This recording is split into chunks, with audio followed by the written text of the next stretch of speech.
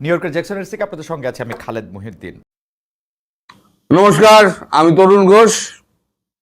কয়েকদিন আগে আমাদের রাজনাথ সিং প্রতিরক্ষা মন্ত্রী একটা কথা বলেছিলেন।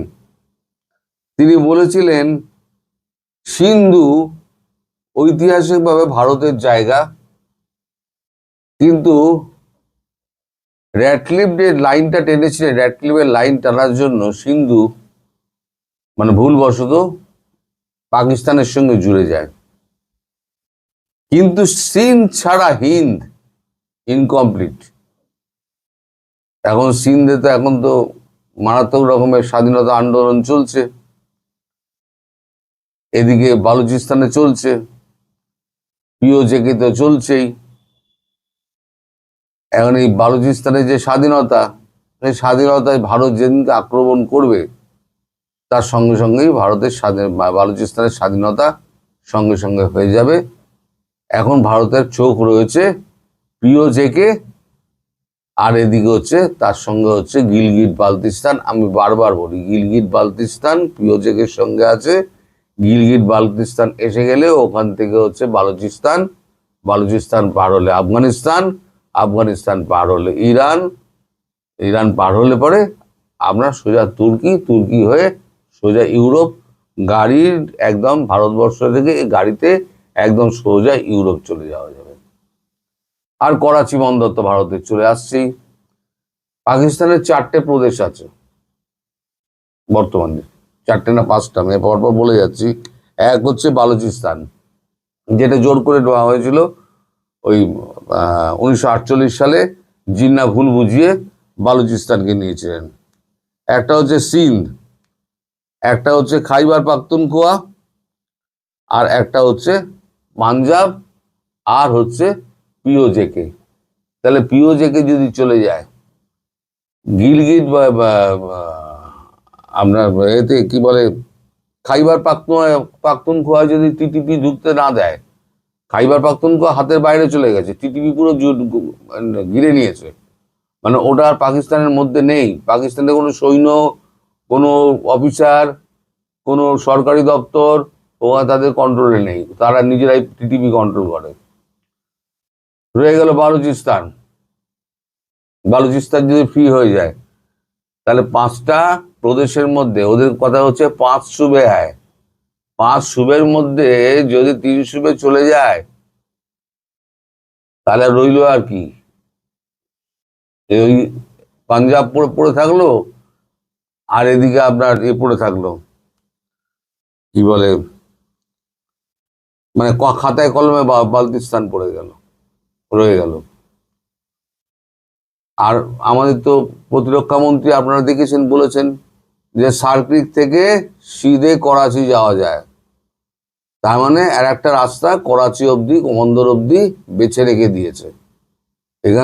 সেখানে সৈন্যরা তাল টুকছে। আর বঙ্গোপসাগরের দিকে ধীরে ধীরে আমাদের 7টা ফ্লিট আর 2টো যুদ্ধ জাহাজ, ডুবোজাহাজ আমাদের রওনা হয়ে গেছে।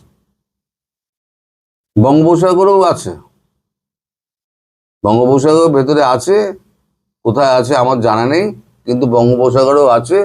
কারণ সেটা হচ্ছে ওদিকে যেমন করাচি পশ্চিম দিকে করাচির জন্য, এদিকে পূর্ব দিকে হচ্ছে আপনার চট্টগ্রামের জন্য, রংপুর এদিকে।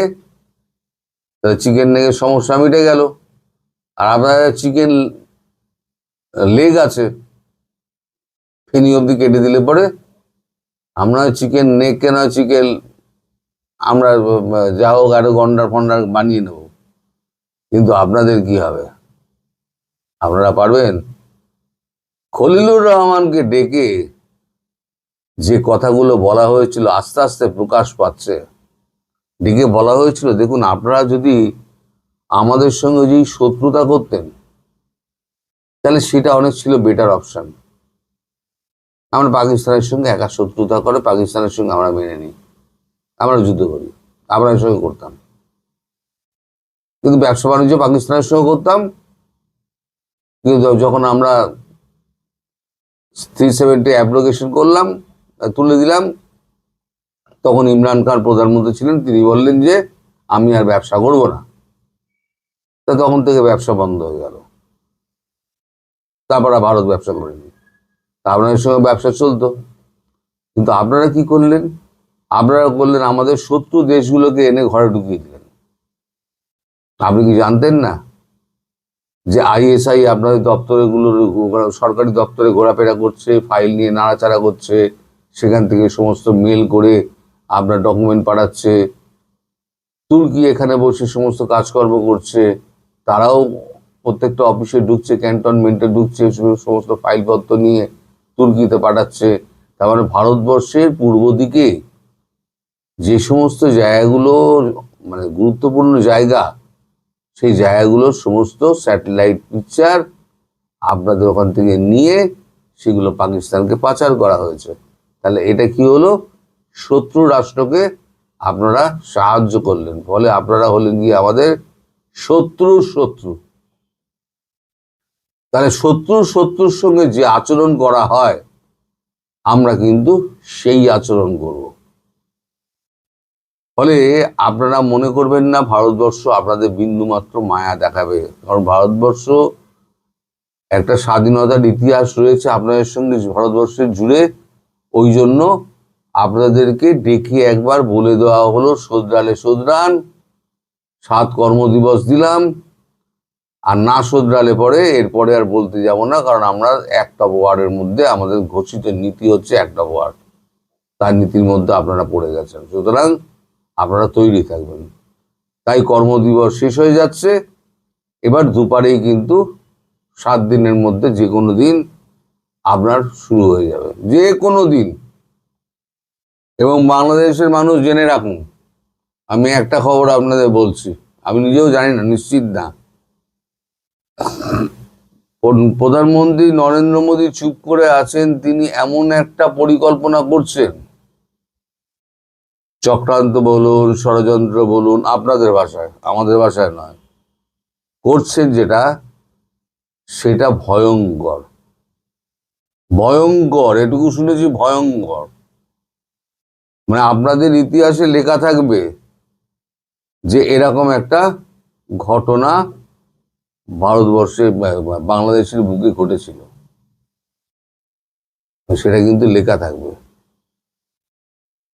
আর আপনারা যদি মনে করেন যে শেখ হাসিনাকে ভারতবর্ষ দিয়ে আসবে আর আপনারা চিঠি পাঠানি, সেটা সব হবে। এবারও চিঠি পাঠাননি, এবারও পাঠিয়েছেন ডসিয়ে, তাতে নাম নেই, সই নেই, তারিখ নেই, কিচ্ছু নেই তাতে, গতবারের মতোই। কে পাঠাচ্ছে, কাকে পাঠাচ্ছে, কি বিষয় পাঠাচ্ছে, কূটনৈতিক হিসেবে মানে চ্যানেলে পাঠানো হয়নি, একটা চিঠি পাঠিয়ে দেওয়া হয়েছে জনগণকে বোকা বানানোর জন্য। আর শেখ হাসিনাকে, শেখের বেটিকে পাওয়াটা ভুলে যান। শেখের বেটি যখন যাবে তখন মাথা উঁচু করেই যাবে, উনি যাবেন এবং আপনাদের সব কটাকে ধরে যা যা করার তাই করবেন। আর এখন সব যমুনায় এখন হয়ে গিয়েছে মানে আপনাদের শ্মশানের মতো শান্তি, শ্মশানের শান্তি। সেখানে কারোর মুখে কোনো কথা নেই, সব মুখ শূন্য করে ঘুরে বেড়াচ্ছে। আর ইউনূসের এখন সব থেকে বড় বন্ধু হয়েছে ওয়াকারুজ্জামান, কারণ ওয়াকারুজ্জামান একটা 420, ওটা তো পুরো 420।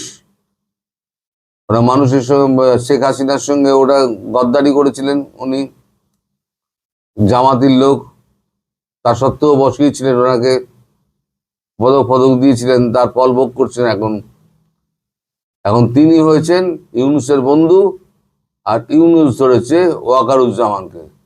ওয়াকারুজ্জামান জানে যে আমি ছাড়া ইউনূস বাঁচবে না, ইউনূস জানে আমি ছাড়া ওয়াকার বাঁচবে না। আর পরস্পরকে দরকার এই কারণে, যদি ইউনূস পালাতে পারে তার সঙ্গে ওয়াকারও পালাবে। ওয়াকারকে অনেক আগে আমি বলেছিলাম আপনি শুধরে যান, নইলে পালিয়ে যান। ইউনূসকেও বলেছিলাম, কিন্তু কেউ আমার কথা শুনেনি। মনে করেছিল এই লোকটা পুরো গুল বেড়ে যাচ্ছে। এবার দেখুন কত ধানে কত চাল, আপনাদের কি হাল হয় কুত্তার থেকেও খারাপ হাল হবে, কুত্তার থেকেও খারাপ হাল হবে আপনাদের। আমি বলেছি না আপনাদের, মানে ওয়াকারের কথা বলিনি আমি বলেছিলাম যে ইউনূসের শেষ জীবন অত্যন্ত করুণ হবে, এবং আজও আমি বলছি ডক্টর মোহাম্মদ ইউনূস আপনার শেষ জীবন অত্যন্ত করুণ হবে, অত্যন্ত করুণ হবে। আপনি তখন আমার কথা মিলিয়ে নেবেন। দর্শক সবাই ভালো থাকবেন, সুস্থ থাকবেন, সাবধানে থাকবেন। আর প্রধানমন্ত্রী শেখ হাসিনার জন্য আপনারা ওয়েট করুন, তিনি খুব শিগগির ফিরবেন। ধন্যবাদ।